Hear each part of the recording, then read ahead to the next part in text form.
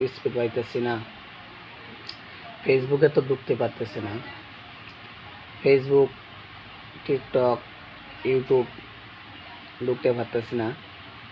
ঢুকলেও তারপরেও অল্প অল্প চলে, আবার আটকে যায়, স্পিড পাইতেছি না। আজকে ঢাকায় আন্দোলন হচ্ছে, দেখলাম টিভিতে অনেক নিরীহ মানুষদেরকে মারধর করা হচ্ছে। সত্যি বলতে নিরীহ মানুষদের এই দুনিয়াতে বসবাস করা অনেক কঠিন হয়ে যাচ্ছে। ক্ষমতাশালী দলগুলো সব নিরীহ মানুষদেরকেই দেখে দেখে মারছে।